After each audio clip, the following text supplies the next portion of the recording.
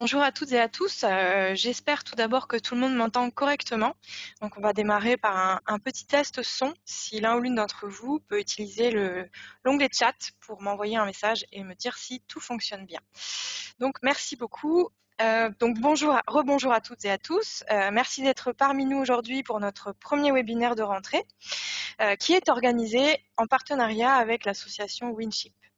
Donc, ce webinaire sera enregistré et fera l'objet d'une facilitation graphique par Fanny Didou, qui dessinera une synthèse en images et qui sera diffusée pendant les sessions de questions et réponses. Donc, avant de présenter rapidement l'association et quelques fondamentaux sur la RSE, je vais commencer par quelques éléments techniques pour le bon déroulé de notre session d'aujourd'hui. Donc, vos micros sont actuellement coupés. Ils le resteront pendant toute la durée du webinaire pour permettre une bonne qualité d'écoute. Pour ceux d'entre vous qui sont connectés avec leur téléphone, donc celui-ci, je rappelle, doit être en écoute seule. Donc vous aurez néanmoins la possibilité de poser vos questions pendant toute la durée des présentations en utilisant l'onglet chat du panneau de configuration qui est sur la droite de votre écran. Et vos questions seront restituées lors des 2 sessions de questions et réponses. Donc sur cette diapositive, vous voyez un peu le déroulé de notre webinaire et vous voyez à quel moment vous pourrez interagir avec nos intervenants. Donc, dans un premier temps, je vais rapidement vous présenter l'association Respect Océan, puis quelques rappels fondamentaux sur la RSE. Donc, Respect Océan, c'est une association qui a été créée par la navigatrice et scientifique Raphaël Gouvello et qui regroupe des acteurs et des entreprises engagés pour un développement économique durable en faveur de la protection et de la préservation de l'océan, des littoraux et de leurs écosystèmes. Donc, les membres de notre réseau déploient des solutions, des innovations et des actions dans ce sens. Et notre projet s'articule autour de l'idée que le développement économique et la protection de l'océan sont conciliables et nous souhaitons renforcer la promotion et la valorisation des initiatives existantes. Donc, notre association, qui est présente sur le territoire national, regroupe une grande diversité d'acteurs, des startups, des petites entreprises, des grandes entreprises, mais aussi des associations et d'autres organisations. Le dénominateur commun de l'ensemble de nos adhérents, c'est leur volonté de réduire l'impact de leurs activités sur les écosystèmes marins et de contribuer à les maintenir en bonne santé. Donc, nous déployons un ensemble d'actions, des webinaires thématiques comme celui d'aujourd'hui, mais aussi des webinaires de présentation de nos membres, des fiches de bonnes pratiques, des présences collectives au sein d'événements et de salons. Et on espère d'ailleurs pouvoir reprendre ces activités rapidement lorsque le contexte sanitaire le permettra. Donc, notre volonté, c'est également de favoriser et de provoquer des synergies et des projets collaboratifs entre nos adhérents. Donc, pour revenir à l'objet de notre webinaire d'aujourd'hui, donc je pense que toutes les personnes qui sont connectées aujourd'hui connaissent les impacts du transport maritime, et notamment sur le climat et les écosystèmes. Les enjeux du secteur sont énormes et multiples, mais nous y reviendrons ensuite. Donc, pour limiter leurs impacts, des entreprises choisissent aujourd'hui de nouveaux modes de propulsion, notamment la propulsion vélique. D'ailleurs, les 2 entreprises qui interviendront aujourd'hui à la suite, Neoline et Graincel, ont choisi ce mode de propulsion alternatif. Mais ce que nous voulions aujourd'hui, surtout, c'est au-delà de ce choix de propulsion alternative, vous montrer comment ces choix s'inscrivent dans une démarche plus holistique et globale de RSE pour certaines d'entre elles. Donc, on n'aura évidemment pas le temps aujourd'hui de passer en revue l'historique, les réglementations, les outils, les indicateurs qui existent sur la RSE, parce que ça pourrait faire l'objet de plusieurs heures de webinaire. On va néanmoins rappeler que donc, la RSE correspond à la responsabilité des entreprises vis-à-vis des effets qu'elles exercent sur la société, donc selon une définition de la Commission européenne. Donc, les États ne sont pas les seuls à agir pour s'engager vers une société durable. Les entreprises ont un rôle majeur à jouer. Donc, leur engagement à développer un modèle plus qualitatif, il se traduit au travers de leur responsabilité sociétale. Donc, aujourd'hui, les exigences de la société civile sur les impacts environnementaux et sociaux des activités des entreprises sont croissantes et l'accès au financement est de plus en plus conditionné à l'intégration d'une démarche RSE. Donc, cette notion de responsabilité sociétale des entreprises, elle apparaît de plus en plus comme incontournable. Donc, pour mettre en œuvre la RSE, les entreprises doivent agir sur 3 axes principaux: le social, d'abord, l'environnement et l'économique. Donc, à ces 3 premières composantes de la RSE se sont greffées la gouvernance et l'impact sociétal, c'est-à-dire le rapport au monde et les relations avec les parties prenantes. Donc, dans les standards internationaux, que nous n'avons pas non plus le temps de présenter aujourd'hui, la RSE est composée de 7 champs d'action qui vous sont présentés sur cette diapositive. Donc la notion de responsabilité sociétale, elle est aussi liée aux 17 objectifs du développement durable, les ODD, qui sont publiés par l'Organisation des Nations Unies. Les gouvernements, les entreprises et la société civile sont invités à contribuer à l'atteinte des ODD en fonction de leur domaine d'action, leurs moyens, de leurs priorités. Et les entreprises, en nombre croissant, articulent leurs ambitions RSE autour de ces ODD. Donc, au sein de l'association, nous articulons certaines de nos activités autour des ODD et nous organisons notamment un webinaire sur un référentiel ODD 14 la semaine prochaine. Donc avec la RSE, l'entreprise a la possibilité de se renouveler et d'anticiper les transformations à venir et c'est un levier important aujourd'hui pour l'innovation qui stimule la compétitivité. Donc la mise en place d'une telle démarche a de nombreux avantages, mais je vais passer très rapidement parce que je pense que les entreprises qui interviendront aujourd'hui entreront plus dans le détail par rapport à ces nombreux avantages. Donc les impacts, comme on le disait, du transport maritime sont nombreux et je vais vous en présenter très rapidement les principaux. Donc pour certains d'entre eux, il existe un arsenal juridique qui régit le secteur au niveau international grâce aux conventions de l'Organisation maritime internationale, mais je laisserai Damien Chevalier, qui interviendra à la suite, exposer ce point juste après, et notamment les travaux relatifs à la réduction des émissions de CO2. Donc voici quelques-uns des impacts environnementaux, mais il y a également des impacts sur les droits de l'homme, sur les aspects sociaux, et aussi sur les liens que développe l'entreprise avec les territoires. Donc voilà pour cette brève introduction du webinaire. Donc je remercie chaleureusement l'ensemble des intervenants d'aujourd'hui pour leur disponibilité et leur implication dans notre programme. Et je vais maintenant laisser la parole à Lise Détrimont, qui pilote l'association Winship, que je remercie d'ailleurs pour l'organisation d'aujourd'hui, qui va maintenant vous présenter l'association Winship. Donc merci beaucoup Aurélie, merci Respect Océan d'avoir proposé de co-construire ce webinaire et de nous avoir proposé de nous associer à cette journée particulière. C'est effectivement un sujet qui n'est pas très souvent abordé sur le thème du transport maritime, la RSE. On parle en effet très généralement de technologie, maturité des projets, financement. Donc je suis contente qu'on puisse parler de ça. Je vais en parler de manière aussi assez générale et laisser ensuite nos entreprises Neoline et Grain de Sail rentrer dans l'explication du quotidien que ça représente pour les entreprises. Donc moi, je suis arrivée assez récemment dans le monde du shipping à la faveur d'un Master 2 en droit et sécurité des activités maritimes et océaniques que j'ai réalisé en 2018 à l'Université de Nantes. Et je fais partie de cette association, ce groupe qui essaye d'impulser une dynamique dans le transport maritime propulsé par le vent, en œuvrant sous la forme d'une association que j'anime et je copilote avec son président Florent Violin et ses membres. Winship est né d'abord sous la forme d'une association de préfiguration en octobre 2019, donc il y a tout juste un an, autour de l'idée de développer un transport maritime et même une navigation de travail, on peut dire, de moindre impact, en étant une association vraiment du ici et maintenant. C'est-à-dire qu'on ne va pas parler des carburants qui seront disponibles d'ici 15 ou 20 ans, même si ce sont des sujets que l'on suit évidemment avec attention et sur lesquels il faut travailler parce qu'ils viendront compléter nos efforts actuels. Mais nous travaillons bien dans le présent. Très rapidement sur le contexte de ce travail, le transport maritime aujourd'hui, et vous le savez sans doute certainement, c'est un peu plus de 50 000 navires de marine marchande de jauge importante qui sont propulsés depuis un siècle par la combustion d'un carburant d'origine fossile, riche en carbone, de pétrole, dont la puissance énergétique reste relativement inégalée, nucléaire exclu, et dont les combustions génèrent des émissions de gaz polluants pour la population, l'environnement à relative proximité, des émissions de gaz à effet de serre dont les impacts ne sont plus à démontrer aujourd'hui, d'autres impacts qu'Aurélie a démontré juste avant. Donc une activité qui a des impacts sur des ressources naturelles nécessaires à la vie, l'océan et sa biodiversité et l'atmosphère. Et ce qu'il faut réguler aujourd'hui, ce sont des flux de marchandises qui augmentent. En 1970, on avait 2,6 milliards de tonnes de marchandises qui transitaient par les mers. Et en 2017, ce chiffre a été multiplié presque par 5 pour atteindre 10 milliards de tonnes. Donc on est sur plus de 80% des marchandises mondiales dans un trafic qui continue à s'intensifier chaque année.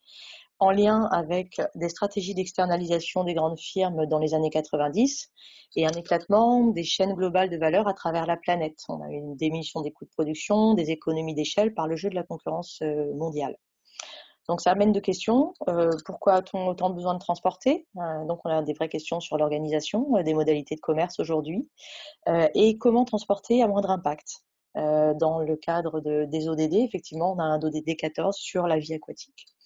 Et on s'est posé la question des ressources énergétiques que l'on peut mobiliser sur notre planète aujourd'hui pour cette activité de transport maritime, tout en répondant à une véritable éthique du principe de responsabilité qui avait été posé par Hans Jonas, un philosophe allemand, qui est d'agir de façon à ce que les effets de son action ne soient pas destructeurs pour la possibilité future d'une vie.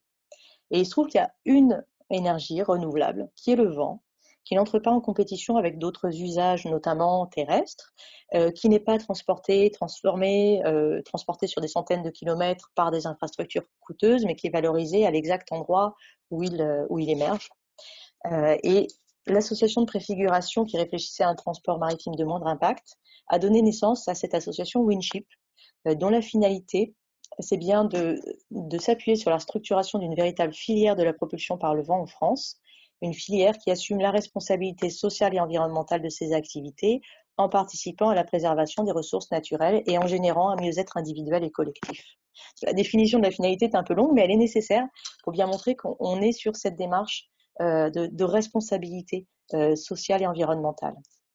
Winship aujourd'hui, ce sont 13 entreprises adhérentes, parmi, on va dire, les pionnières de la propulsion par le vent dans le transport maritime. Winship regroupe des fournisseurs de technologies, de propulsion par le vent, des bureaux d'ingénierie, des architectes navals, des gens qui travaillent pour des chantiers, de jeunes armateurs, comme vous allez voir Neoline et Grand Sail, avec des propulsions principales par le vent pour des nouveaux navires, avec des propositions pour équiper les navires actuels avec des systèmes d'aide à la propulsion. Et nos deux premiers objectifs vont être de développer la notoriété et l'image de ces solutions de propulsion par le vent et d'améliorer les conditions de compétitivité de cette filière. Parce qu'aujourd'hui, la propulsion par le vent, c'est un peu le parent pauvre d'un certain nombre de discussions sur la transition écologique des activités de transport. On a souvent du mal à prendre au sérieux cette solution, à la cantonner à un marché de niche. Et en effet, la base du modèle de la propulsion par le vent, c'est l'économie de la pollution. C'est-à-dire qu'on n'a pas d'émissions de gaz à effet de serre, on n'a pas de bruit sous-marin, on n'a pas de polluants atmosphériques. Et cette proposition de valeur, cette nouvelle proposition de valeur, elle est vraiment pas valorisée aujourd'hui. Même si on en a des premiers signaux au niveau de l'Union européenne, avec la possibilité de faire entrer le transport maritime dans le système d'échange des quotas d'émissions, aujourd'hui, cette proposition de valeur a du mal à être valorisée à la hauteur de ce qu'elle devrait être. Et donc, on s'est donné plusieurs missions de montée en compétences des parties prenantes, de collaboration avec différentes institutions, de développement de liens fructueux, mais surtout, ce qu'on souhaite, c'est emmener largement avec nous. C'est travailler avec les collectivités, avec les citoyens, pour faire en sorte que cette activité de transport maritime elle soit vraiment réintégrée dans notre quotidien. Parce qu'aujourd'hui, elle est largement oubliée. Elle se déroule loin, elle coûte rien, ou en tout cas pas directement dans notre portefeuille. Si on fait venir un téléviseur, une voiture de l'autre bout du monde, on ne le voit quasiment pas sur la facture, même si le coût environnemental et sociétal est très important. Donc en fait, la question, c'est qui prend la responsabilité aujourd'hui de ces activités? Et on a un régulateur, donc je vais en parler rapidement parce que Damien Chevalier, effectivement, va nous reparler de l'Organisation maritime internationale, mais c'est l'agence des Nations Unies qui constitue un cadre institutionnel de coopération entre les États pour prévenir et maîtriser les impacts des activités maritimes. Cette Organisation maritime internationale, c'est le régulateur qui doit intervenir sur les émissions de polluants. Et c'est ce qui se passe dans le cadre de conventions juridiquement contraignantes, comme la convention Marpol, qui pose des seuils d'émissions d'oxyde de soufre ou d'azote. Et puis, c'est aussi l'OMI qui est en charge de réguler les émissions de gaz à effet de serre, et ceci depuis 1997. Et il a fallu attendre 2018 pour avoir une première stratégie de réduction des émissions de gaz à effet de serre, et on est encore dans l'attente de mise en œuvre de mesures à court et moyen terme. En fait, ce qu'il faut savoir, c'est que l'Organisation maritime internationale, ce sont les États. Et les États, aujourd'hui, ont du mal à être garants du principe de responsabilité parce qu'ils sont affaiblis face aux dimensions mondiales de l'organisation commerciale actuelle.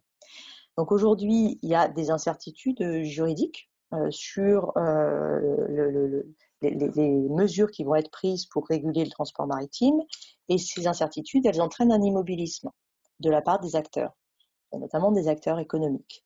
Et c'est là où la responsabilité sociale des entreprises, qui est un concept par lequel les entreprises intègrent ces soucis sociaux et environnementaux dans leurs opérations commerciales, qui sont vraiment une éthique et une démarche volontaire, ça peut aider à dépasser des intérêts individuels, et ça peut aider à converger vers une réelle prise en compte de l'environnement, des conditions sociales, du travail de cette activité de transport. Mais pour que ça fonctionne, la RSE, elle doit être largement partagée pour qu'elle devienne à ce moment-là une norme, qu'elle permette de stabiliser les pratiques et de dépasser l'immobilisme qui existe actuellement. Et donc pour ça, il faut informer, il faut convaincre, il faut emmener. Et c'est ce pourquoi nous, Winship, nous essayons de nous mobiliser autant que possible pour porter ce sujet auprès des différentes instances, pour essayer de travailler avec nos collectivités, avec les citoyens, avec un large public, parce qu'on est persuadé que si les entreprises sont convaincues que collectivement c'est vers ça qu'il faut aller, que ce sont des nouvelles normes, que ça répond à une demande, elles feront évoluer leur capacité à prendre leurs responsabilités. En ça, on s'appuie, nous, Winship, aussi sur un réseau international qui est l'International Winship Association, qui est né en 2014 et qui regroupe aujourd'hui une centaine de membres et de supporters, qui gagnent petit à petit aussi des grands groupes. Et c'est là que la RSE, elle peut vraiment avoir un impact, parce qu'elle permet d'avoir vraiment une large adoption et donc une capacité à faire cette transition de manière collective. Donc voilà, Winship est là pour essayer de jouer ce rôle d'articulation entre des entreprises qui aujourd'hui au sein de Winship sont déjà très porteuses et intègrent cette RSE, comme on va le voir tout à l'heure, et puis un large public, à la fois de collectivités, de citoyens et d'institutions, qu'il faut emmener ensemble dans cette transition. Je pense que j'ai terminé, je vais laisser la parole à Aurélie ou Damien. Merci Lise. On va effectivement laisser la parole à Damien Chevalier.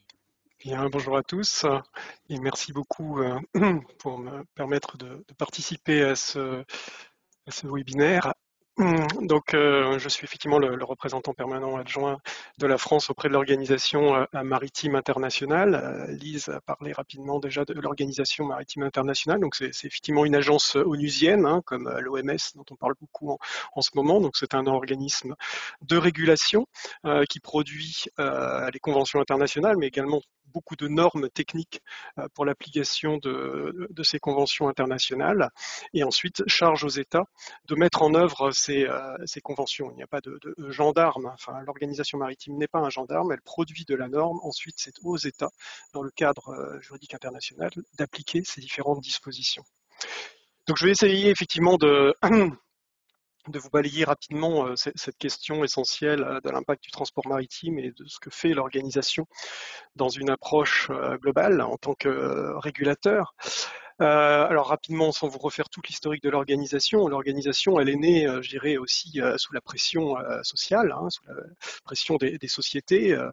Les premières conventions internationales, c'était lié à des grands accidents maritimes avec beaucoup de pertes humaines, comme le Titanic, et donc le fondement même de l'organisation, de cette organisation technique, reposait sur la sauvegarde de la vie humaine en mer, et puis est apparu, je dirais, avec l'explosion du transport d'hydrocarbures et des marchandises dangereuses en vrac, en colis, les problématiques de pollution, de marée noire qu'on a vécues dans les années 60-90, et donc on a adopté effectivement un certain nombre de conventions internationales et un certain nombre de règles pour limiter, réduire, et on va dire aujourd'hui qu'on a effectivement un nombre de catastrophes maritimes, enfin liées à des marées noires, qui est très faible au regard, bien entendu, du volume total de produits transportés par mer.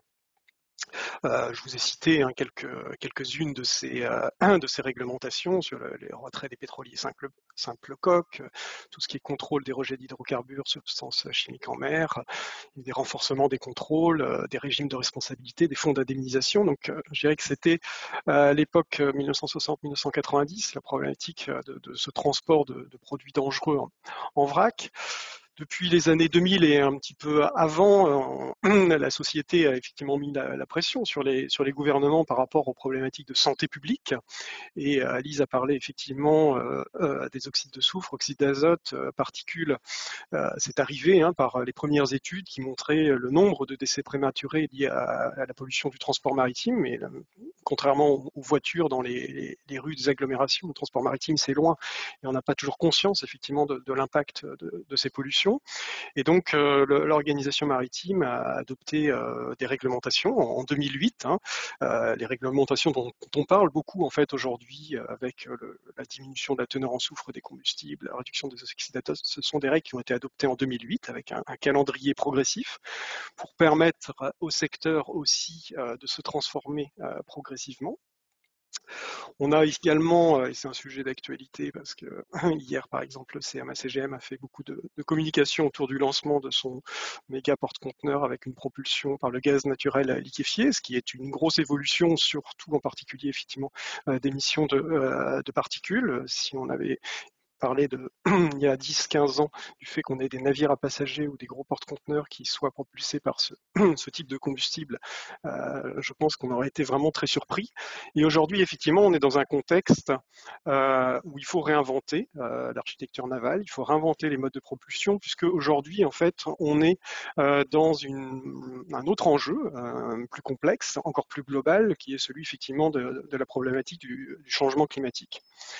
Alors, comme toute organisation internationale, pour réussir à faire adopter des normes et des standards, il faut d'abord se baser sur des études, des éléments objectifs. Donc, l'organisation maritime a débuté ce type d'études depuis les années 2000, avec un certain nombre d'études qui font référence et qui permettent de ne pas faire l'objet de contestations sur le fond, qui ont présenté effectivement les données du transport maritime en matière de contribution de ce secteur maritime par rapport au volume total des émissions.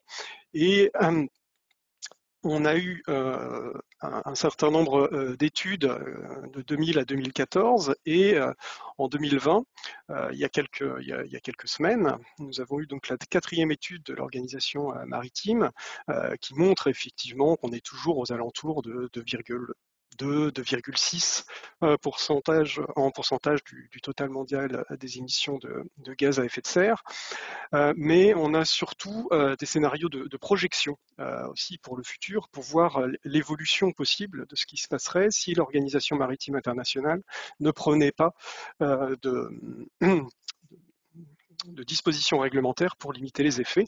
Et donc je vous ai montré un des schémas qui apparaît dans cette étude et qui permet de voir que par rapport à 2008, si on ne fait rien, on resterait à un seuil de 90% des émissions de 2008 ou jusqu'à 130%. Donc si on n'a pas une croissance extraordinaire, on n'a certainement pas en tout cas une diminution du volume total des émissions qui nous permettrait de respecter et d'être dans le cadre du principe des accords de Paris.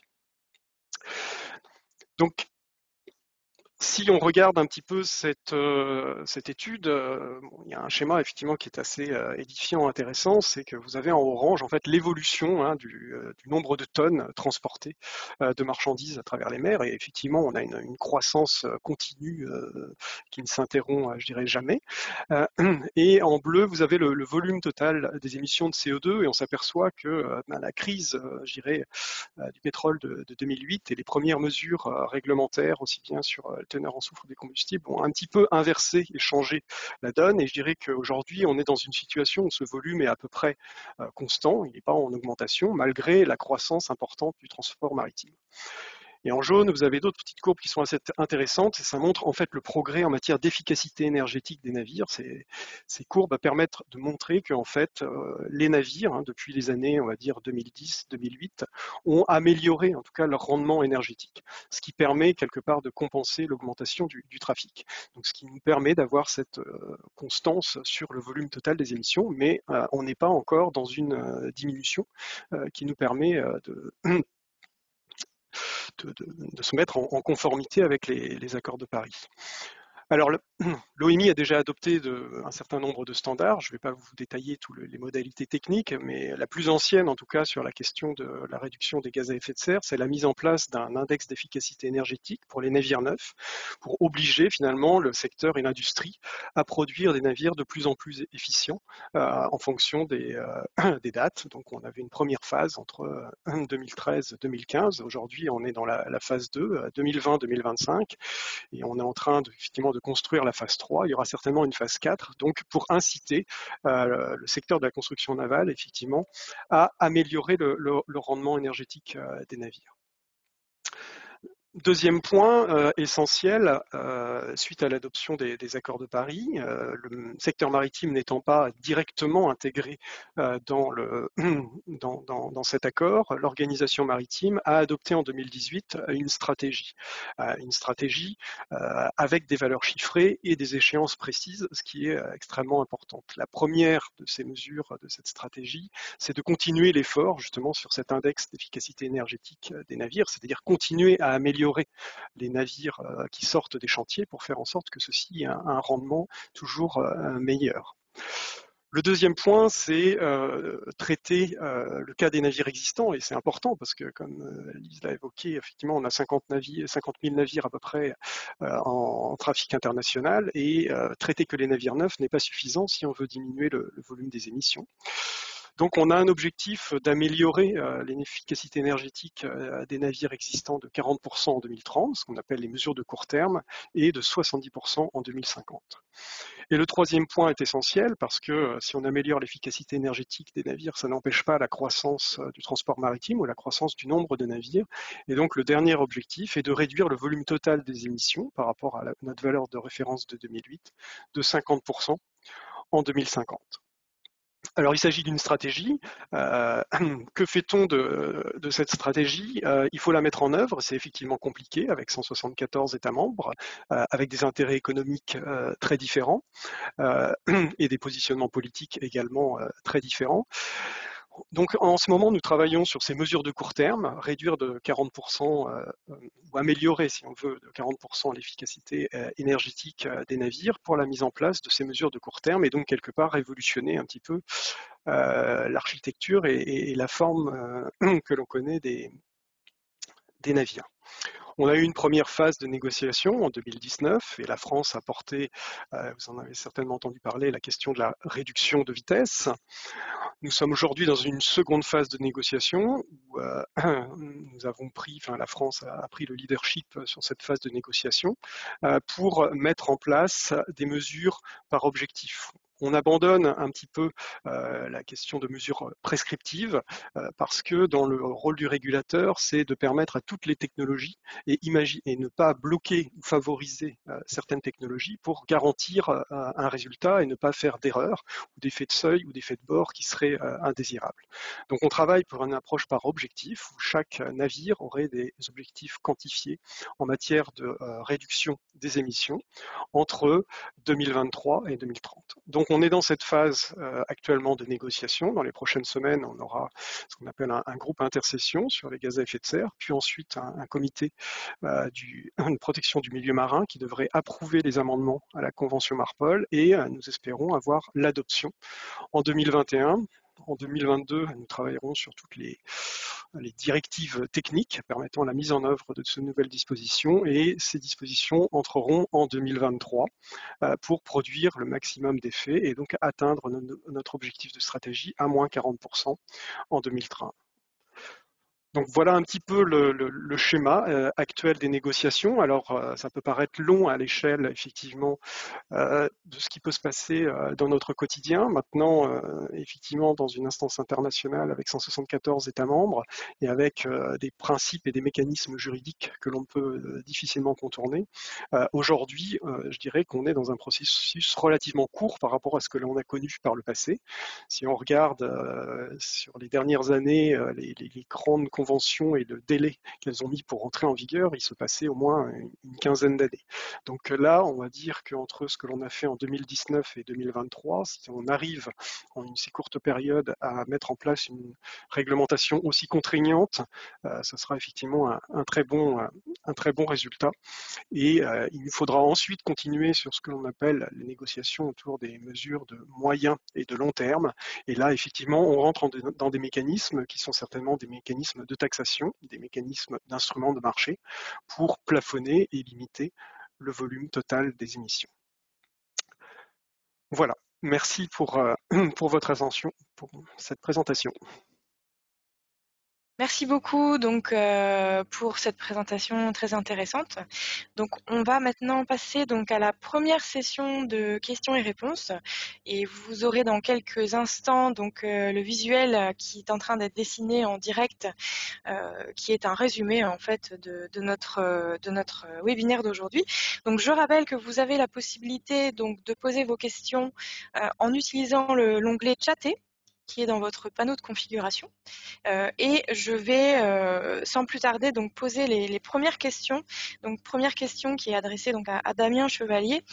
Vous parliez donc de la France qui a pris un certain leadership, mais quels sont les autres pays à l'OMI qui impulsent le plus ce sujet de la transition énergétique? Alors, c'est une question assez difficile de savoir qui sont les gentils et les méchants dans le sujet, et ça se résume, c'est assez difficile à résumer.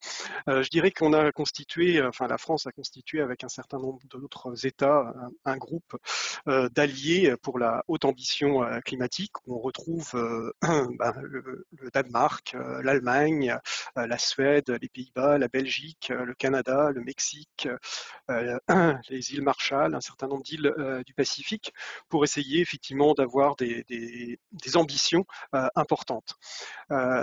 Donc c'est ce groupe d'États, on va dire les États européens, les États nord-européens peut-être en particulier, et puis un certain nombre d'autres pays fortement impactés, hein, comme les îles du Pacifique, qui portent des propositions ambitieuses. Voilà un petit peu, si on peut dire, quels sont les États qui sont les plus moteurs. Après, il y a d'autres États qui sont aussi très actifs, mais qui n'ont pas forcément toujours la même perception que la nôtre et qui ont d'autres intérêts économiques, hein, comme la Chine, le Japon, qui, qui aussi portent des propositions, de notre point de vue, moins ambitieuses, mais des propositions techniques qui sont tout aussi valables et qui présentent aussi un intérêt. Et donc aujourd'hui, nous sommes dans une phase où nous essayons justement de combiner toutes ces différentes solutions pour avoir un mécanisme pragmatique qui techniquement fonctionne, puisse s'appliquer à tous les types de navires et soit le plus ambitieux possible. Et ça, c'est effectivement, je dirais, essentiellement les pays européens qui tirent vers le haut l'Organisation maritime internationale. D'accord, alors on a beaucoup de questions et l'heure avance, donc on pourra malheureusement pas toutes les poser. Encore quelques questions. Donc il existe beaucoup d'innovations et technologies, que ce soit les voiles rigides, les turbines, l'hydrogène. Quels sont selon vous ceux qui seront le plus vite opérationnels? Alors, du point de vue de l'organisation, on est très prudent à dire quelle est la solution miracle pour le transport maritime de demain, parce qu'il n'y aura pas de solution miracle. Comme on a dit, on a connu pendant un siècle une propulsion exclusivement par du fioul lourd ou du diesel, et aujourd'hui, il faut réinventer. Et la solution, ça sera certainement un mix énergétique quelque part, et surtout des solutions très différentes entre, par exemple, un navire qui va faire du transport de passagers à courte distance ou un porte-conteneur qui va faire des lignes Europe-Asie. Donc la solution, elle est pas unique et ça sera certainement un mix. Le GNL est certainement une solution de transition pour l'instant. L'apport de l'électrique est aussi très intéressant sur les courtes distances.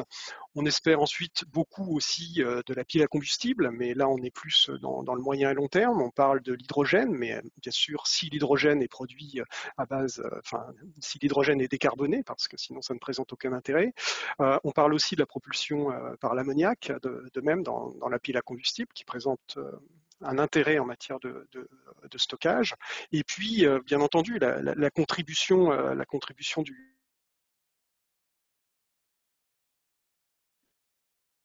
Merci. Donc, on a maintenant une question qui s'adresse plus, je pense, à Lise.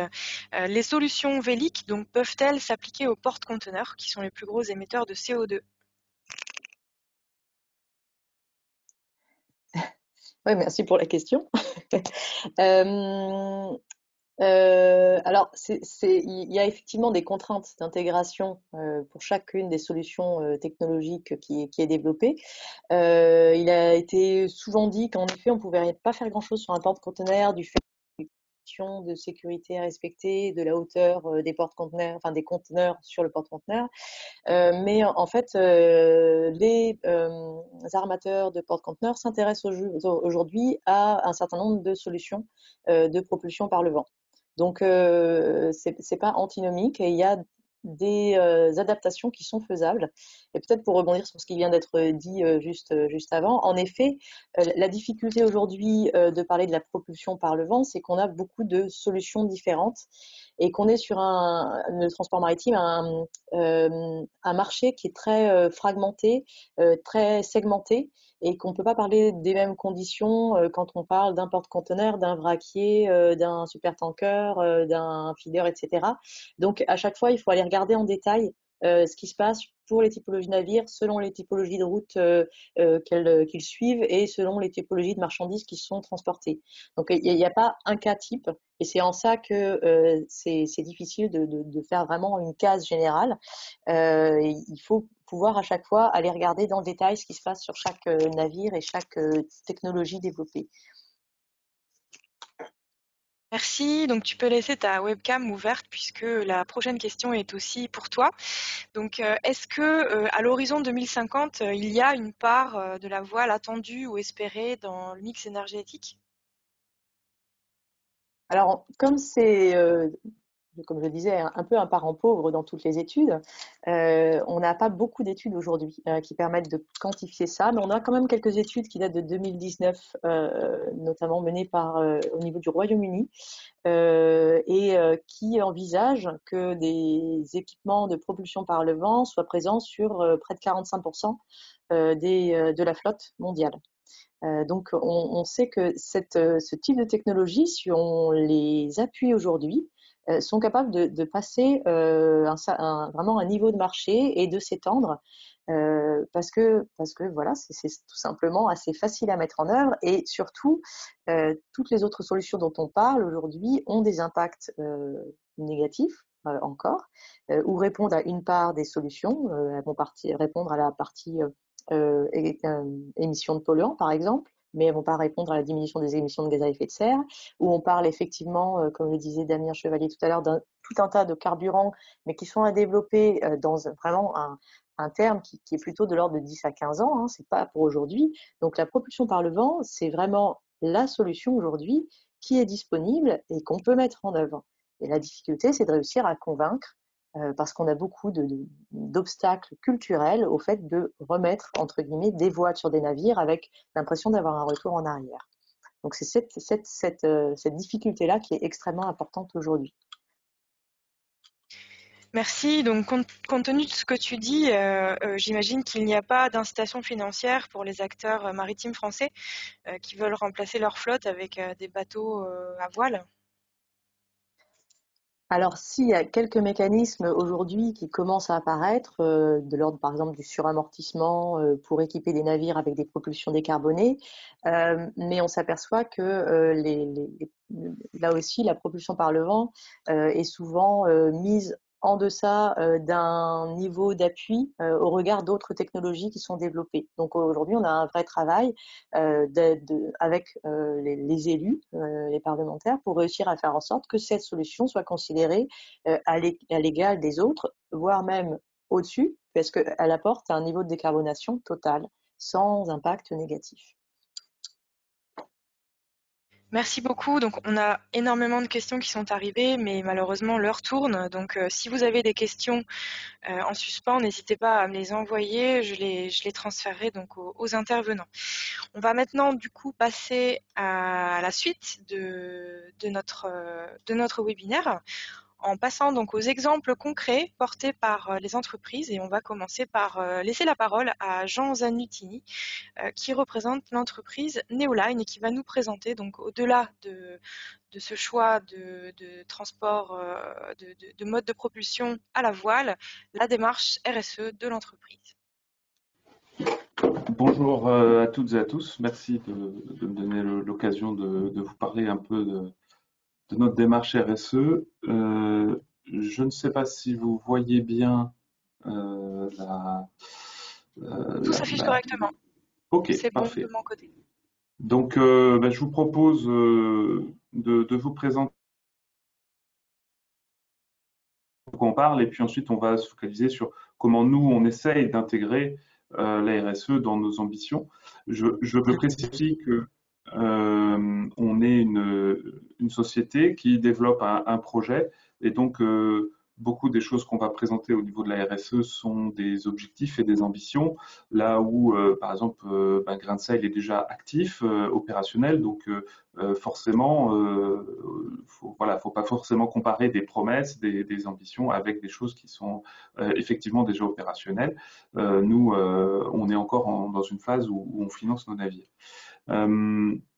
Donc, qui nous sommes? Nous sommes un armateur qui se veut pionnier de la transition énergétique, une société française créée par des personnes issues du milieu maritime, 9 fondateurs. Et la mission de l'entreprise, c'est vraiment de proposer un transport décarboné. C'est vraiment le prisme par lequel on souhaite proposer des solutions au monde du transport maritime. Et donc moi-même, je dirige la société. Et puis, nous avons eu la chance d'accueillir un armateur français bien établi comme investisseur depuis juin, qui est le groupe Sogestran, qui est le premier armateur fluvial français. Je crois qu'il est le 4e européen, et qui également, à travers des filiales, opère des navires maritimes, et notamment à travers la compagnie maritime nantaise. Alors, notre vision, c'est de proposer des solutions qui sont industrielles, qui cherchent à être vraiment compétitives par rapport au marché du transport maritime qui existe, et qui vont vers le zéro émission. Voilà, donc c'est vraiment cette quadrature du cercle qu'on cherche à atteindre. Et notre premier navire, notre premier projet sera un navire de 136 mètres qui aura déjà la capacité, donc c'est un navire roulier qui charge du fret en roulant, un petit peu comme sur un ferry, et qui aura déjà la capacité de réduire de 80 à 90% de sa consommation sur la route qui est prévue transatlantique. À fort de ce premier succès, nous avons l'intention d'aller vers des navires beaucoup plus massifiés. On cherche à aussi adresser justement des frettes plus larges, plus standardisées, et également à parfaire le modèle technologique pour pouvoir atteindre un jour le zéro émission. Et notre premier partenaire qui nous accompagne aussi sur cet ensemble de visions long terme, c'est le groupe Renault. Alors, quelle est la solution que nous souhaitons mettre en œuvre? Eh bien, ça fait complètement raccord avec ce que M. Chevalier a pu présenter juste avant, puisque nous aussi, on parle de mix énergétique que l'on veut décarboner. C'est une combinaison de solutions. On est complètement d'accord avec le fait que on a quitté l'époque où il n'y avait qu'une seule solution, c'est le moteur diesel, on ne se pose pas de questions là-dessus. On est dans une époque maintenant où, en fonction de l'opération du navire, il faut se poser la question de comment on l'équipe pour impacter le moins possible. Et donc, notre mix, c'est de réduire la vitesse déjà. Donc ça, c'est un point très important. Donc sur notre navire, par exemple, si on devait aller à 15 nœuds, ce qui est à peu près le cas sur ce secteur de transport, on doublerait le besoin énergétique. Donc en choisissant la vitesse de 11 nœuds, on divise par 2 notre besoin énergétique, et ça n'impacte pas forcément les longueurs de temps de transport sur la chaîne logistique, puisque ça dépend également de l'organisation des pré- et post-acheminement. Mais donc ça, c'est un point très important. En réduisant la vitesse à 11 nœuds, on se donne aussi la possibilité de beaucoup mieux utiliser le vent, et surtout d'aller le chercher. Donc aujourd'hui, on a, contrairement au début du XXe siècle, à notre disposition des moyens météorologiques qui sont disponibles partout, tout le temps, et qui sont extrêmement précis. et avec des outils informatiques beaucoup plus développés, basés sur de la simulation, qui nous permettent à tout moment de choisir les meilleurs trajets, de savoir où est le vent, d'aller le chercher sur l'entièreté du trajet. Je précise également qu'il y a une importance accrue aussi de l'équipage, puisque c'est les officiers et notamment le capitaine qui sont à même de faire les bons arbitrages entre les impératifs de sécurité, les obligations commerciales et les objectifs de réduction de consommation. 10 à 20% d'énergie sont incompressibles. Ils sont vraiment nécessaires à la fois pour manœuvrer dans les ports, également pour produire de l'électricité à bord des navires, mais également, dans certains cas, si vraiment il y a peu de vent, de maintenir la vitesse commerciale. Donc, dans un premier temps, sur nos navires, ce sera des moteurs diesel au gasoil, on pourra y revenir, et qui seront couplés avec un système de batterie. Et c'est la partie qui nous restera à décarboner sur les navires futurs, et on a un plan de progression technologique dans ce sens-là. Voilà un petit peu, du coup, le mix énergétique que nous considérons comme étant le meilleur pour atteindre le zéro émission sur des trajets longue distance. Alors, notre première ligne, notre ligne pilote, va partir de Saint-Nazaire, escalera à Saint-Pierre-et-Miquelon, à Baltimore, puis à Halifax, à nouveau à Saint-Pierre-et-Miquelon et reviendra à Saint-Nazaire. Donc c'est une route secondaire qui n'a pas de concurrence directe. Aujourd'hui, ces trajets sont effectués depuis les ports d'Europe du Nord, parfois Le Havre, mais souvent Rotterdam, et du coup qui est assez inédite, qui propose une offre logistique intéressante, nouvelle, pour en tout cas tous les acteurs de l'Ouest français, et puis qui est située surtout sur une zone véliquement idéale. En transatlantique nord, on a vraiment du vent toute l'année, on a une présence d'énergie toute l'année, c'est le plus important. C'est ce qui nous permet aussi d'atteindre des efficiences énergétiques vraiment intéressantes. Donc chaque navire va mettre à peu près 1 mois à faire sa boucle, et notre objectif est de mettre 2 navires en service rapidement, de façon à assurer un départ régulier tous les 15 jours à partir des ports touchés. On a déjà beaucoup de chargeurs qui sont engagés avec nous. On a à peu près 100% donc du break-even, c'est en fait le point mort, donc ce dont on a besoin pour assurer la rentabilité du navire, qui sont couverts par des contrats ou des lettres d'intention, et déjà des grands contrats de transport qui sont signés avec le groupe Renault et le groupe Beneteau. Alors voilà, ça a posé un petit peu le contexte du projet. Bien sûr, s'il y a des questions, on pourra y revenir. Maintenant, je vais parler un petit peu plus de comment nous, on entend les sujets de stratégie RSE. Donc pour nous, la RSE, c'est quelque chose qui, d'ailleurs ça a été dit, qui concerne vraiment une vision large et transversale de toutes les activités d'entreprise. Nous, on a regardé avec l'équipe comment on entrait en cohérence avec les différents objectifs mis en avant par l'ONU et que Aurélie a pu citer en début de webinaire. Et donc, on en a sélectionné 5 qui sont pour nous vraiment importants et sur lesquels on souhaite contribuer. Donc, je l'ai listé. Donc, déjà, l'égalité entre les sexes, donc nous, on s'engage à combattre les inégalités, les discriminations, et que ce soit sur les équipes qui seront à terre, mais également les équipes qui seront embarquées, et surtout aussi à mettre en place donc des politiques internes les plus claires, les plus lisibles possibles pour vraiment promouvoir un respect mutuel entre les employés.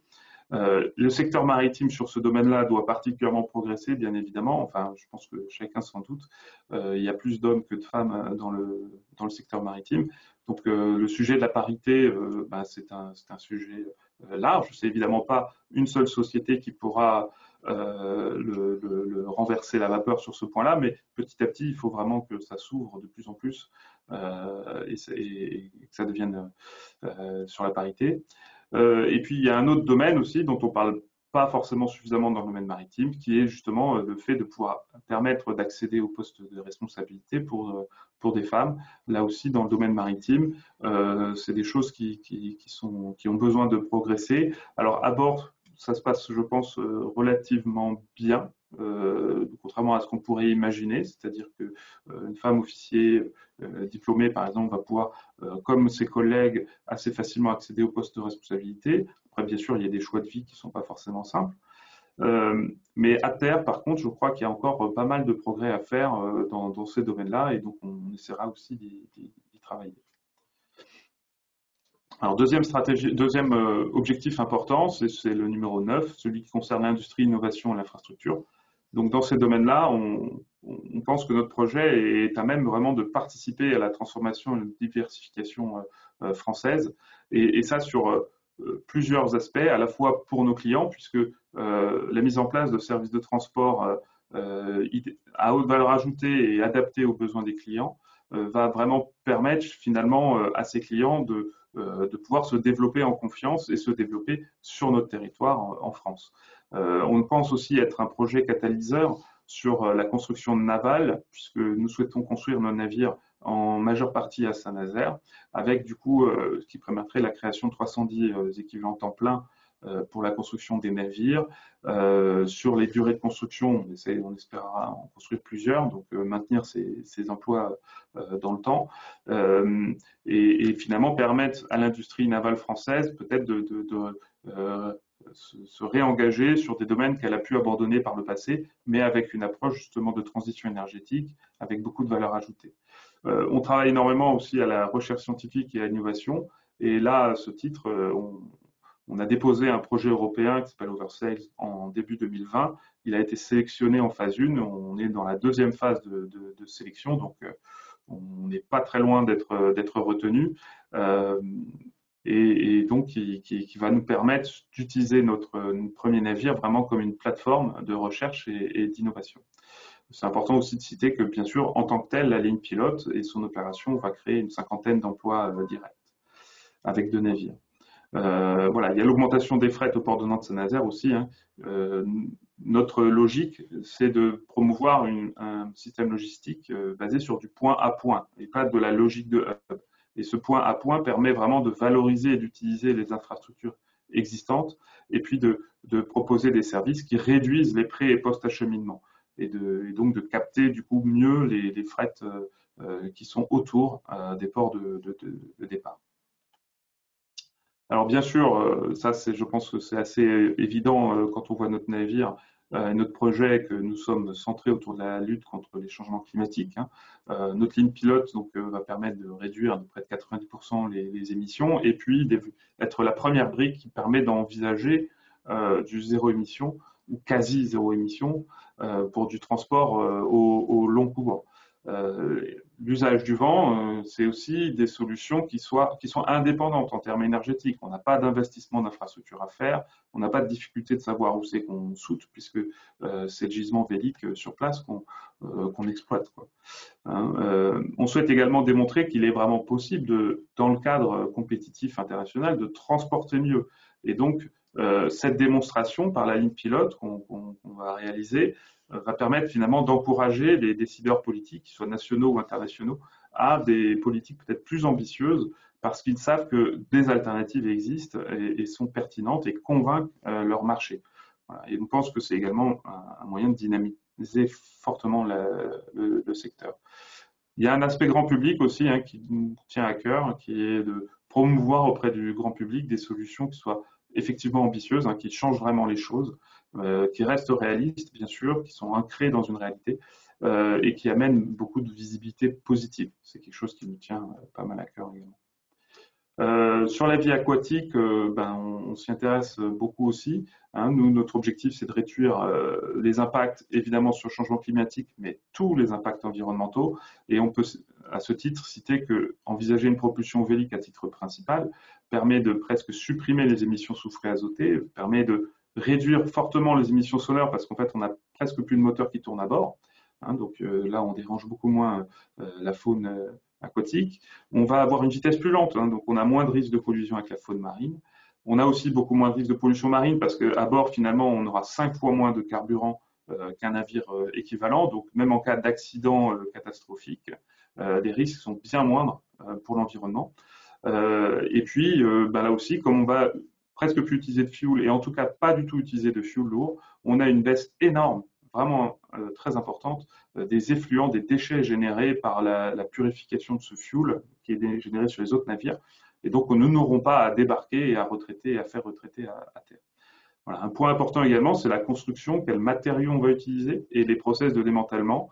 Donc, nous, on a vraiment mis dans nos spécifications techniques et nos cahiers des charges l'obligation de choisir les matériaux selon des critères d'impact environnemental. Alors évidemment, on ne prend pas que ce critère en compte là, bien entendu, mais c'est vraiment un critère qui est en bonne place dans nos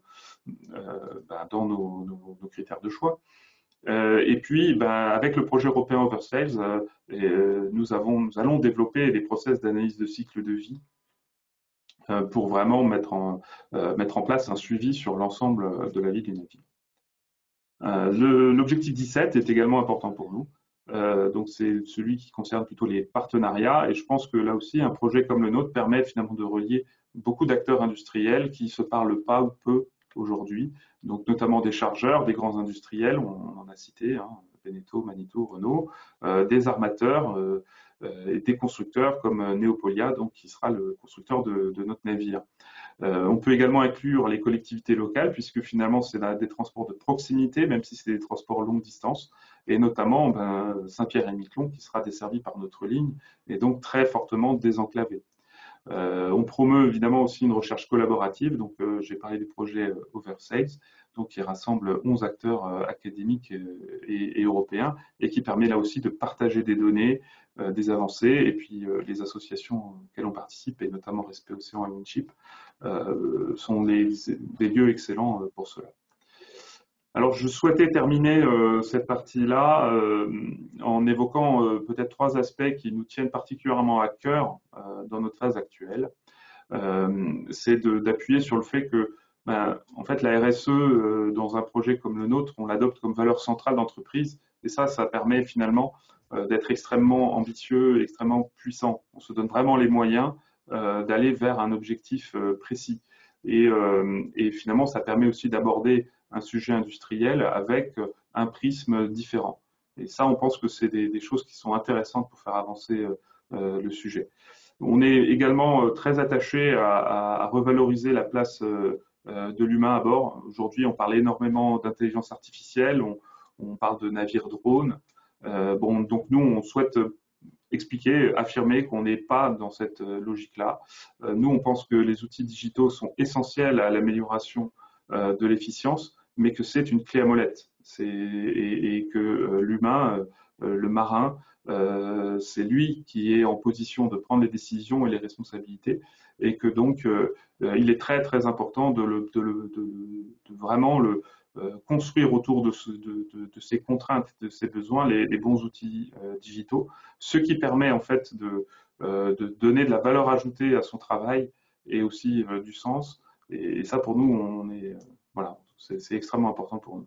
Enfin, un troisième sujet qui est plus relié au montage de projets industriels, notamment comme les nôtres, qui finalement est de dire qu'on pense qu'il faut permettre aux jeunes pousses comme nous de devenir de vrais acteurs industriels, parce que c'est très important évidemment d'encourager les acteurs industriels majeurs d'aujourd'hui à transitionner, c'est central bien sûr, mais c'est justement, ça peut être encore plus efficace ou au moins aussi efficace d'également aider des jeunes entreprises à se développer parce que ça permet finalement de sortir du prisme des plus grandes, de proposer des choses originales, et on a pu le voir dans énormément de secteurs que c'est un moyen extrêmement efficace pour le faire bouger, avec des approches parfois qui peuvent être beaucoup plus ambitieuses que celles développées par les acteurs, on va dire, historiques. Voilà, merci de votre attention, c'est ce que je pouvais vous dire sur la RSE de Neoline. Merci beaucoup, Jean. On a déjà reçu quelques questions pour toi, mais on les restituera donc dans une deuxième phase, donc après l'intervention de Jacques Barrault de l'entreprise Grand Sail. Donc je vais sans plus tarder donc lui laisser la parole. Donc Jacques, je te donne l'accès pour que tu puisses partager ton écran. Voilà, c'est fait. Et donc, on laisse maintenant la parole à Jacques Barrault pour la présentation de la démarche RSE de Grain de Sel. Et je vous retrouve juste après pour notre deuxième session de questions et de réponses. Donc le projet Grand Sail vient d'une idée qui date à peu près de 2010. On souhaitait identifier un transport transatlantique décarboné, donc on en est vite venu à cette notion de voilier cargo. Très rapidement, quand vous voulez faire un navire, l'idée c'est d'abord de charger la cale, évidemment. Donc on s'est demandé ce qu'on pourrait bien mettre dedans, et on en est vite arrivé à cette notion de café et de cacao, qui sont des matières premières qui viennent de loin, et où du coup l'économie carbone pourrait être assez substantielle. Donc ça, c'était pour la partie importation. Et puis dans l'autre sens, on s'est reposé la question pour éviter que le bateau parte à vide. En tant que Français, on s'est dit on sait bien faire du vin. En tant que Breton, quand on regarde en face, on voit New York. Et du coup, cette notion d'exportation de vin bio vers New York est vite apparue. Et ce qui fait qu'on a comme ça imaginé assez simplement notre première boucle d'export-import au travers de notre voilier. Alors après, ce qui s'est passé, c'est que nous, on venait plutôt du secteur maritime, et on s'est dit qu'on souhaitait du coup être transformateur en fait de nos produits, parce que le business model en fait de Grand Sail est un petit peu particulier. On est à la fois transformateur du coup agroalimentaire de café et de cacao, et en même temps du coup armateur maritime décarboné. Et c'est en tout cas, nous, le business model qu'on a choisi de mettre en place pour pouvoir faire naître en fait ce navire dans un délai relativement court. L'inconvénient, évidemment, c'est qu'on empile beaucoup de métiers, beaucoup de compétences. Il faut être à la fois torréfacteur de café, chocolatier, ce qui est quelque chose de très complexe. On l'a découvert en s'y mettant. Être également du coup armateur, et puis du coup exportateur, importateur. Donc ça fait beaucoup de métiers mis bout à bout, mais bon, en tout cas, c'est la solution que nous, on a identifiée pour pouvoir financer notre navire, qui est volontairement arrivé en dernier, puisque la société a été lancée en 2013 donc pour devenir torréfacteur de café. 2016, on a lancé la chocolaterie.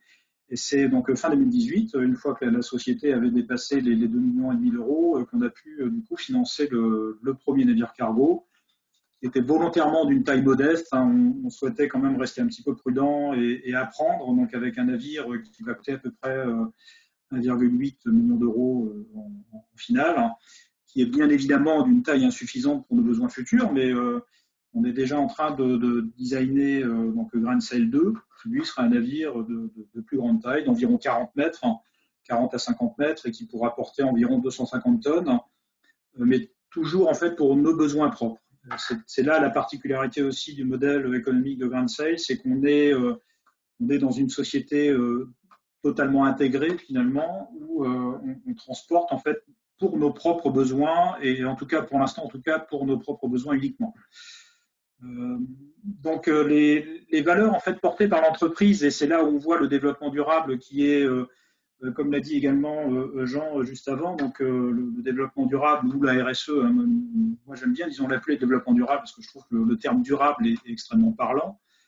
Donc le développement durable est au centre de notre stratégie. Donc le premier étant quand même le goût, mais ça c'est un peu une évidence. Si vous voulez vendre des produits, quels que soient les navires que vous mettez à côté, si vos produits ne sont pas suffisamment bons, évidemment ça ne marche pas. Donc le goût, c'est la première valeur. La deuxième, c'est effectivement ce développement durable, avec à la fois des produits bio et un bilan carbone optimisé donc sur le transport maritime. Donc ça, c'est pour l'aspect, la brique, on va dire, environnementale du développement durable. Le deuxième point, c'est donc sur le volet social, on fonctionne beaucoup avec des ESAT pour la production à la fois des cafés et des chocolats, donc une main-d'œuvre en situation de handicap, qu'on a intégré dès le début et qui fonctionne plutôt très bien, à condition évidemment de s'adapter. Mais il y a un autre aspect qui était aussi très important pour nous sur le volet social, c'était de proposer des produits qui soient financièrement accessibles. Et là, en revanche, c'est un match, puisqu'il faut tout de suite, c'est ce qu'on a fait dès le début, on souhaitait par exemple que la tablette de 100 grammes Grand Sail soit systématiquement vendue sous les 3 euros TTC, de manière à ce que ça soit un produit tout à fait accessible pour tous.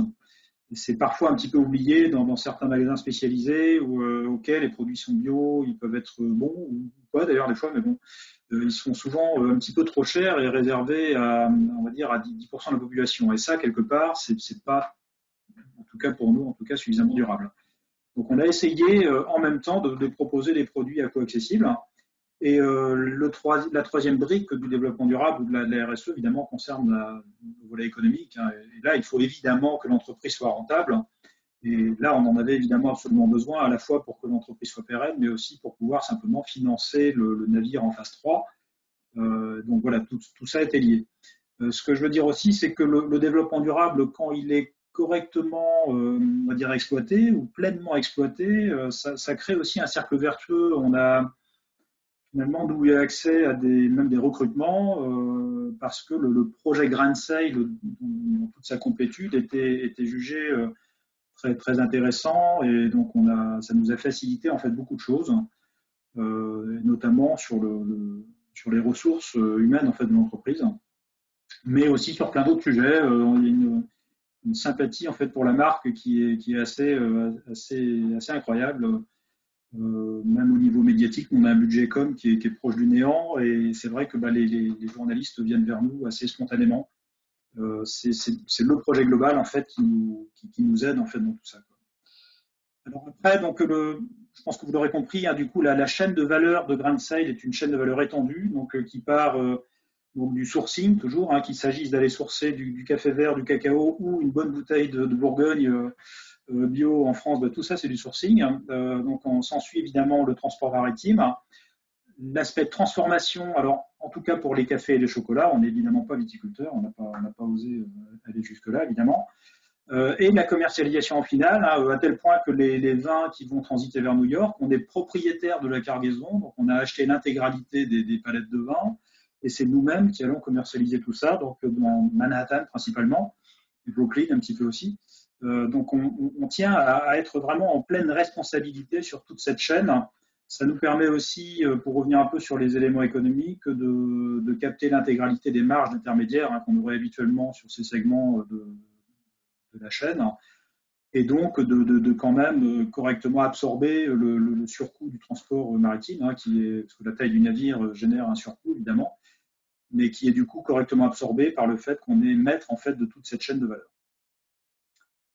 Je vous passe un peu les produits. Je pense que certains d'entre vous les ont déjà vus en rayon, ou mieux les ont déjà goûtés. Donc ça, c'est notre gamme un peu phare, qui représente aujourd'hui 85% du chiffre d'affaires. Les tablettes donc de chocolat Grand Sail, notre gamme de café également. La future chocolaterie qui est simultanément en construction depuis le mois de juillet. Donc ça va être un bâtiment qui sera opérationnel au printemps prochain, et qui va nous permettre d'assumer la croissance très forte en fait de l'entreprise, puisque cette année, on va faire environ 5 millions d'euros, enfin un peu plus de 5 millions d'euros de chiffre d'affaires. Le parcours maritime du premier navire, en tout cas, Grand Sail 1, donc, est un parcours qui va partir de Saint-Malo, qui va devenir notre port d'attache principal, avec une route. Alors là, on a fait un export vers les Açores, mais il est notamment pour la boucle d'automne, et comme le disait d'ailleurs Jean également tout à l'heure, on aura une route qui sera beaucoup plus nord, alors qu'il peut en surprendre quelques-uns, mais dans la période actuelle, là, si on raisonne sur le mois d'octobre, il vaut mieux se prendre une bonne dépression d'Atlantique Nord qu'un cyclone en Atlantique Sud. Donc là, c'est le pragmatisme, évidemment, qui nous conduit aussi avec donc du routage météo, qui reste également très stratégique, évidemment, dans ce genre de déplacement. Donc de pouvoir arriver à New York à la fois efficacement et en toute sécurité. Donc cette boucle, c'est une boucle d'export. Donc Saint-Malo, New York, donc avec la cale remplie d'environ 15 000 bouteilles de vin. Après, donc on y reste une dizaine de jours pour en profiter, pour montrer aussi un peu ce navire cargo. On va descendre en République dominicaine pour y charger. Alors là, pour le premier voyage, d'ailleurs, ce sera probablement que du cacao, puisque notre besoin est très très fort en ce moment sur ce produit-là. Et donc retour à Saint-Malo avec une boucle totale qui fera environ 3 mois. Quelques images en fait du navire, donc avec la pose des mâts, qui ont été faits donc sur la Loire. Ici, c'était l'opération donc de pose de la quille. Alors qui a une particularité, c'est que la norme cargo nous impose des critères de stabilité qui sont relativement peu adaptés en fait à un navire à propulsion à voile, et qui nous ont donc obligés à surlester le navire par rapport à ce qui ce qui devrait être pour être tout simplement suffisamment sécurisé en termes de stabilité. Donc c'est un bulbe qui fait 13 tonnes, qui est quand même assez lourd au regard de la taille du navire. Et puis ici, donc c'était l'opération de matage, donc de quillage sur l'Orient, et puis l'arrivée ici sur l'Orient. Donc le baptême du navire est prévu le 9 octobre sur l'Orient finalement. Initialement, ça devait être à Saint-Malo, mais on a préféré assurer, parce qu'on n'était pas certain d'avoir une durée de transit suffisante pour que le navire soit à Saint-Malo en temps et en heure. Donc le baptême se fera donc sur l'Orient. On est en train de mettre tout ça en place en ce moment. Dernière chose, donc le futur de Grain de Sail, c'est donc comme je l'ai dit tout à l'heure, un développement progressif de plusieurs sites de production, donc de café et de chocolat, à la fois en Europe et sur la côte est des États-Unis, et qui vont être progressivement couplés à non pas un navire, mais évidemment 2, 3 et 4. Donc le design de Grain de Sail 2 est en cours, ce sera une tête de série. Donc un navire qui fera environ 40 à 50 mètres, qui pourra porter à peu près 200-250 tonnes. Et donc Grain de Sail 3 sera un sister ship de Grain de Sail 2, etc. Et donc ce développement va se faire dans les prochaines années. Grain de Sail 2 normalement sera opérationnel courant 2023, donc ça va aller relativement vite. Et parallèlement, on va développer d'autres sites de production. Donc voilà ce que j'avais à dire, et puis je pourrais répondre aux questions si. Merci beaucoup. Merci beaucoup, Jacques. Donc, je pense que tu peux laisser donc ta webcam. Enfin, tu peux réessayer d'activer ta webcam, et Jean, Ouais. tu peux réactiver la tienne, puisque on a maintenant une nouvelle session de questions-réponses. Donc, je vous rappelle que vous avez la possibilité donc de poser vos questions via le chat. On a déjà reçu quelques-unes, déjà reçu pas mal de questions. Mais avant de commencer à vous les poser, je vais basculer, comme pour notre première session de questions et réponses, sur la présentation du schéma que Fanny Didou est en train de réaliser, qui synthétisera les propos d'aujourd'hui. Donc, première question qui s'adresse à vous deux. Est-ce que les pouvoirs publics mènent des actions pour accompagner votre projet, et si oui, lesquelles ? Oui, alors je dois quand même préciser que l'ADEME nous a aidés sur le design initial du navire avec une subvention de 200 000 €, donc c'est quand même une très belle subvention qu'on a obtenue il y a maintenant plus de 3 ans, et qui nous a permis effectivement de financer une partie du design et même un petit bout sur la construction. Et donc pour nous, on a eu plutôt un soutien régional. Voilà. On a eu à peu près également dans ces eaux-là à peu près 200 000 € de soutien par la région, la BPI, lors de nos études initiales. Et aujourd'hui, dans le cadre du financement, on est en discussion avec plusieurs institutions, mais pas trop sur des logiques d'aide publique, plutôt sur des logiques de co-investissement que sur des logiques d'aide publique. Est-ce que cette intégration du développement durable dans votre projet global a été un facteur favorisant justement l'obtention de ces aides ? Oui, forcément, même si ce n'était pas l'objectif initial, mais le développement durable, quand il est en tout cas correctement exploité, c'est finalement une vraie aide. Jean l'a dit tout à l'heure, ça génère quelque part un cercle vertueux finalement. Il ne faut pas du tout voir le développement durable comme une contrainte. Au contraire, nous, on a des projets qui sont très compatibles avec le développement durable de manière quasi native. Mais franchement, quand on les applique, ce n'est pas du tout une contrainte, c'est une aide, au contraire. Ça va tout seul. Les gens le comprennent. Ce cercle vertueux, il est extrêmement concret chez nous. C'est un prérequis pour accéder à un certain nombre d'aides, justement. Enfin, on n'en aurait pas eu, évidemment, si nos projets, je pense, c'est pareil pour Jacques, on n'en aurait pas eu si nos projets n'avaient pas été de développement durable. Après, dans le cadre de Neoline, qui a une vision quand même très, très industrielle, qui s'adresse au transport maritime, on va dire, ouvert à des chargeurs comme n'importe quel finalement transport. C'est un peu plus compliqué parce qu'il y a une intensité capitalistique très, très importante.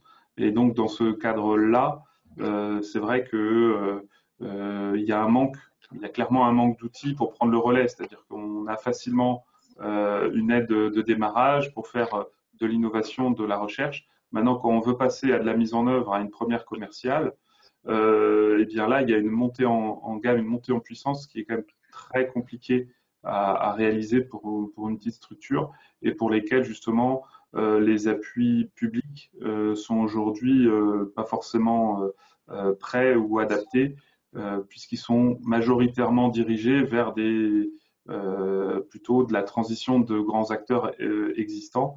Et c'est d'ailleurs un peu pour ça aussi qu'évidemment on porte enfin, j'ai un peu insisté sur le sujet, je dirais, de donner la possibilité à des jeunes pousses aussi, finalement, de créer des nouveaux acteurs. Merci beaucoup. Donc, une autre question qui s'adresse, je pense aussi à tous les deux. Est-ce qu'il y a un surcoût pour justement transporter des marchandises à la voile? Oui, très, très clairement, comment dire, l'économie en maritime, elle est essentiellement liée à la taille du navire. C'est beaucoup moins lié au fait qu'il y ait ou pas des dépenses de mazout, on va dire. Notre navire qui fait 24 mètres, bah oui, il est forcément plus cher en coût de transport, puisque si vous faites le ratio entre les capex, c'est-à-dire l'investissement dans la construction du navire et sa capacité de transport, c'est évidemment une équation qui n'est pas favorable économiquement, d'où l'intérêt pour nous de déjà réfléchir évidemment à des navires de taille supérieure, hein, et ça c'est tout à fait normal. Donc on n'a pas du tout, nous, la prétention d'aller concurrencer le transport maritime général, c'est totalement impossible. C'est aussi pour ça que le business model de Grand Sail est aussi particulier et que c'est donc un business model fortement intégré c'est-à-dire qu'on est à la fois une société agroalimentaire et un armateur maritime. Donc, c'est la seule manière, en tout cas, que nous, on a trouvé de correctement absorber ce surcoût. L'envers de la médaille, c'est que c'est du coup très complexe, évidemment, parce qu'il faut faire plusieurs métiers en simultané. Mais bon, petit à petit, on y est arrivé. Mais effectivement, c'est bien la taille des navires qui fait l'efficacité économique. Oui, j'appuie complètement ce qu'a dit Jacques.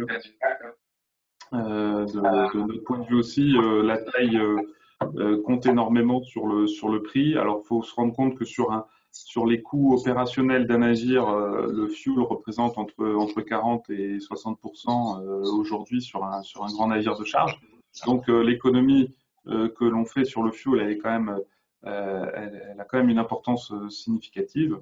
Nous, dans notre cas, on est capable de s'aligner en termes de prix pour ce qui concerne justement des transports industriels qui ne sont pas conteneurisés, par exemple, et donc qui aujourd'hui ne sont pas forcément simples à transporter, et puis aussi auprès d'acteurs avec qui on va réduire des prêts et post-acheminement, donc qui réalisent finalement en termes logistiques, c'est une proposition qui effectivement a aujourd'hui du sens pour beaucoup d'acteurs. Maintenant, c'est ce que disait Lise, c'est-à-dire que le transport est très fragmenté, enfin les secteurs de transport sont très fragmentés, donc on transportera également des conteneurs, et pour ce domaine-là, on n'est pas capable d'être avec ce navire-là, compte tenu de sa taille, on n'est pas non plus capable d'être dans le marché, on est forcément plus cher, mais par contre, c'est clair qu'il y a une valeur ajoutée qui est donnée au produit, c'est l'opportunité d'utiliser le mode de transport en fait le plus propre au monde aujourd'hui. Et je pense que c'est important d'insister qu'aujourd'hui en France, les sociétés qu'on représente sont vraiment à la pointe dans ce domaine-là, et c'est l'opportunité en fait et c'est ce qu'on essaye de dire avec Winship aussi aux institutions, c'est de dire mais, là c'est vraiment la possibilité d'être numéro un compte tenu de la tradition qui existe en France au niveau de la voile, compte tenu de l'expertise qui existe au niveau de la voile, et donc de prendre une vraie avance, même par rapport aux pays du Nord, et une vraie vision sur le transport décarboné, quoi. Ouais, tout à fait, je suis très d'accord. Ce qu'il faut, c'est qu'on soit aussi concret que possible. Il y a évidemment besoin d'aide pour ça. La propulsion vélique est aujourd'hui, en tout cas, ce qui est le plus facile finalement pour faire avancer un navire de manière décarbonée. Ça fait quand même plusieurs siècles qu'on maîtrise cette technologie. Donc, même si nous, on l'a remodernisée et Évidemment, Neoline va également le faire. L'avenir sera probablement à des navires justement hybrides avec de la propulsion vélique, parce que c'est aujourd'hui ce qu'on sait faire de mieux finalement, et couplé à de la propulsion à la demande décarbonée. Donc ce sera peut-être de l'hydrogène ou je ne sais pas quoi d'autre, mais en tout cas, l'avenir sur du transport un peu plus massifié, ce sera comme d'habitude une combinaison de technologies décarbonées. La voile en fait partie évidemment, mais pas que. Il faudra aussi réfléchir à d'autres modes de propulsion, notamment pour créer les régularités de transit entre le port de départ et le port d'arrivée. Et puis je tiens à dire également que toute initiative qui permet d'optimiser le bilan carbone, même si sur un navire, une propulsion vélique permet de gratter 10, 15 ou 20%, c'est également très bien. Il faut également le faire. Ça permet, en faisant ça, d'apprendre aussi à maîtriser ce genre de technologie. Donc, je dirais qu'il faut faire feu de tout bois aujourd'hui. Tout ce qui permet d'optimiser, il faut le soutenir. Le projet Zephyr, par exemple, est un petit peu dans cet exemple-là, hein, où ils vont essayer d'optimiser le transport des Ariane donc jusqu'à la Guyane. C'est très bien, il faut le faire. Après, TOWT essaye aussi de son côté de sortir des cargos. Voilà, c'est toutes ces initiatives. Espérons qu'elles arrivent au bout et que, même si la difficulté elle est, hélas, souvent financière, hein, elle est moins technique que financière, mais bon, c'est comme ça. Si on réussit à montrer l'exemple assez rapidement, eh bien, il y a une vraie filière en fait à monter et qui permettra de montrer que concrètement, on n'est pas du tout dans l'utopie. Au contraire, on est dans des choses bien réelles, hein. C'est ce que Grandsail essaie de montrer à son échelle, en tout cas, même si c'est un segment un peu particulier, mais voilà, ça existe et on va essayer petit à petit d'augmenter la taille des navires, évidemment, parallèlement à notre développement. Merci beaucoup. Donc, je rebondis un peu sur cette dernière intervention. On a eu énormément de questions, enfin, on a beaucoup de questions qui vont un peu dans le même sens et que je vais essayer de synthétiser. Ça sera la dernière question puisque l'heure tourne. On a donc beaucoup de questions qui parlent justement de la relocalisation et qui se posent la question que finalement vous avez parlé de traversée transocéanique, mais est-ce que finalement une autre voie aussi, ce serait pas de développer le cabotage national ou européen pour justement proposer une relocalisation justement de la production, du transport, etc. Enfin, je ne sais pas très bien si je synthétise très bien toutes ces questions qui vont dans le même sens, mais j'espère que vous voyez un peu l'idée. Oui, c'est-à-dire la question qui est posée, c'est est-ce que finalement dans un monde post-carbone, on a encore besoin de transport maritime quelque part? Alors à cette question, pour ma part, j'ai envie de répondre que la navigation est en fait préalable à l'invention de l'agriculture. Donc c'est une pratique humaine qui fait vraiment partie de nous. Et dans un monde post-carbone aussi, il faudra transporter avec des navires, quoi qu'il arrive, même en relocalisant. Ce que la relocalisation va permettre de faire, c'est d'arrêter des transports qui n'ont pas d'apport humain. C'est-à-dire, quand on coupe un arbre en France et qu'on le transporte en conteneur en Chine pour le transformer en latte de parquet et le revendre, et le ramener également en conteneur pour le revendre à 100 km de l'endroit où l'arbre a été coupé. Hein, donc c'est ça qui doit disparaître. Et ça, c'est vraiment ce qui se passe aujourd'hui. Et c'est ce qui, si vous voulez, la difficulté qu'on a d'ailleurs, c'est une excellente question parce que j'ai envie d'en parler là de ça, c'est que quand on parle de très grands porte-conteneurs de 20 000 EVP, hein, si ça existe, c'est pour ces types de transports-là. Sinon, il n'existerait pas. Et donc, le problème, c'est que par exemple, dans des niveaux internationaux que l'on connaît, et notamment à l'EMI, les très grands navires jouissent d'une efficacité énergétique tout à fait remarquable. Et c'est normal. Et du coup, comme on base beaucoup de choses sur l'efficacité énergétique à la tonne transportée, eh bien, on peut comprendre que les très grands porte-conteneurs sont finalement assez bien vus en termes d'efficacité énergétique, alors que finalement, ceux qu'ils transportent, dans un monde, je dirais, post-carbone, ne devrait pas se faire. Et dans une logique de ce type-là, je dirais, les navires sont quand même de taille plus modeste, sans doute plus proche de ce qui pouvait se faire avant et de ce que la voile pourrait d'ailleurs contribuer à propulser. Donc voilà, si ça peut répondre en partie en tout cas à la question posée. Jacques, est-ce que tu veux réagir à cette demande de plusieurs personnes? Oui, alors sur cette notion de cabotage, après, on en reviendra. Nous, on imagine hein, qu'à partir du moment où Grain de Sel 2, 3 et 4 seront en opération, il est assez probable que le premier navire là, qui va être en opération servira justement à faire du cabotage. La condition quand même derrière, c'est que le modèle économique doit être compatible.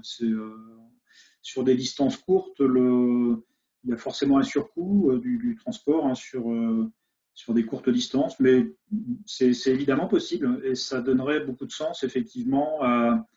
En tout cas, ça éviterait de tomber dans les excès que citait Jean juste avant, ou dans d'autres cas de figure, vous avez des matières premières qui sont produites en Afrique, qui partent au Brésil pour être mis en sachet, qui reviennent en Europe, quoi. Là, on marche sur la tête en faisant ça, quoi. Et donc, espérons aussi que dans nos habitudes, on finisse par éliminer ce genre de stupidité, parce que c'est pas du tout normal, en fait, qu'on fasse ça, finalement. Et cette notion de cabotage, qui quand même viserait à raccourcir un peu les distances, aurait évidemment beaucoup de sens. Si je peux me permettre de compléter. Oh, pardon, Jacques.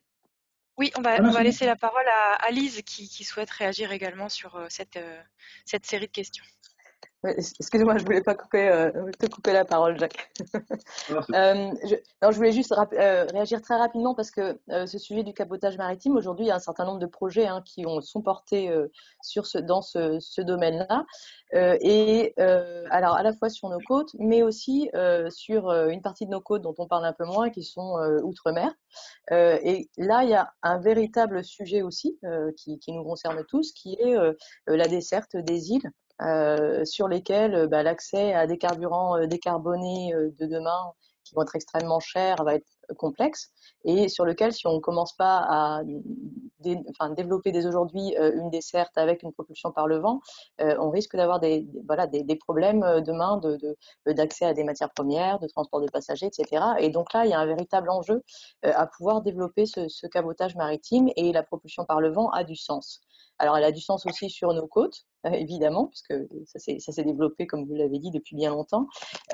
Aujourd'hui, c'est en effet le problème de l'équilibre économique. Et là encore, on retrouve le fait que le transport maritime n'a pas de valeur aujourd'hui. Et il doit retrouver cette valeur. Et c'est là que la responsabilité du consommateur comme de l'entreprise, mais aussi de l'État. Donc l'État, là, doit remonter dans sa capacité à faire respecter ce principe de responsabilité.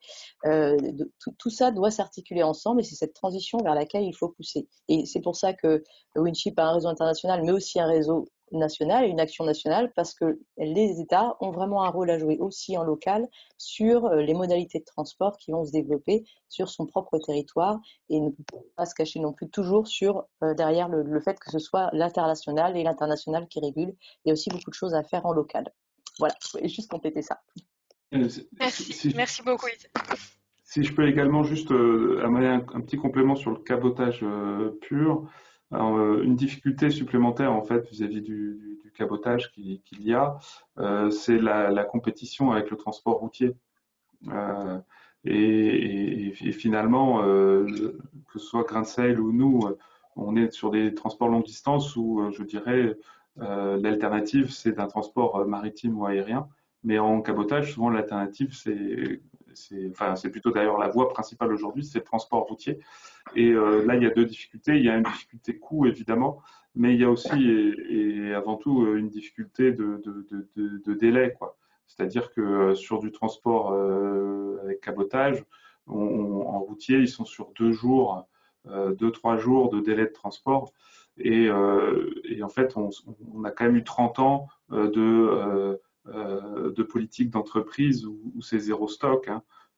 Donc où on est vraiment en flux tendu, etc. Donc je dirais que sur le sujet du cabotage, en fait il y a des enjeux un petit peu particuliers qui sont extrêmement importants à relever aussi, hein, mais vraiment de fond dans la façon dont on gère les stocks d'entreprise, dont on considère les stocks d'entreprise et dont on prévoit finalement les productions, etc. Là où le transocéanique, il y a déjà de toute façon un délai de transport d'au moins 15 jours, donc de toute façon, les infrastructures sont prévues pour absorber des stockages et des temps de trajet relativement importants. Merci beaucoup donc à toutes et tous pour votre intervention et pour vos prises de parole d'aujourd'hui. On est à la fin de notre webinaire, malheureusement. On va peut-être laisser le mot de la fin à Damien Chevalier si vous voulez réagir à tout ce que vous venez d'entendre dans cette deuxième partie. On vous laisse conclure ce webinaire. Écoutez, merci beaucoup. Je crois que je vais réagir en fait par rapport à une question que vous m'avez posée tout à l'heure pour savoir effectivement quels étaient les pays qui étaient moteurs et puis ceux finalement qui l'étaient moins. Et je crois que sur ce sujet climatique, on ne gagne pas effectivement des négociations contre un camp. Enfin, il n'y a pas des gagnants, il y a des vainqueurs. Et je dirais ce qui fait un petit peu la force de la France sur cette question, c'est notre pouvoir de démontrer que ce que l'on porte comme valeur sur la réduction des émissions de gaz à effet de serre, c'est un projet réaliste et pour ça, on a besoin effectivement d'acteurs économiques qui s'engagent dans des projets à risque, des projets où effectivement ils prennent des risques économiques importants pour pouvoir démontrer au niveau de l'international et à l'OMI, la représentation permanente fait souvent intervenir des acteurs économiques français pour montrer que certaines technologies, qu'on a des progrès qui sont tout à fait possibles, réalistes, et ça donne forcément du crédit à nos propos quand on propose 40%, quand on propose 50%, de pouvoir démontrer que c'est faisable. Parce que sur la scène internationale, bien entendu, ce qui prime souvent, c'est le critère économique sur un certain nombre de pays. Et si on est capable de leur démontrer qu'on est dans un intérêt commun, il ne s'agit pas de tuer l'économie et le transport maritime mondial par cette réduction des gaz à effet de serre, mais qu'on a des solutions et qu'il est possible de sortir de ce modèle du combustible lourd qui était facile et pas cher, et de pouvoir effectivement montrer qu'on a des solutions technologiques et que ce que l'on propose est une trajectoire viable. Et je crois que c'est un petit peu ce que nous ont montré effectivement les industriels aujourd'hui par leurs projets. Nous, on est effectivement très heureux de pouvoir porter ce type d'exemple sur la scène internationale pour pouvoir faire avancer les négociations et quelque part rassurer aussi un certain nombre d'États sur le fait qu'aujourd'hui, grâce à ces efforts technologiques, à ces progrès, ou justement peut-être utiliser des solutions qu'on a abandonnées depuis très longtemps, on est capable de revoir le modèle du transport maritime dans son ensemble et de veiller effectivement à ce que chaque État, c'est un point très important de nos négociations, ce qu'on appelle l'impact assessment sur les États, enfin l'évaluation des risques, de pouvoir démontrer qu'il n'y aura pas non plus de perdants et de gagnants et qu'on essaye de garder un équilibre pour pouvoir continuer à avancer dans cette voie. Mais voilà, je voulais effectivement vous remercier pour m'avoir invité à ce webinaire et puis remercier aussi tous les acteurs privés qui travaillent avec nous, qui partagent aussi toutes ces idées, leurs données techniques, économiques, pour qu'on puisse pousser au niveau international la voix de la France et le fait qu'on a des solutions et on a des idées pour pouvoir réduire ces émissions. Merci. Merci beaucoup. Donc merci beaucoup à tous les quatre et on vous retrouve pour ceux qui sont inscrits dans notre prochain webinaire qui se tiendra donc le 29 septembre, donc la semaine prochaine, autour de l'ODD 14.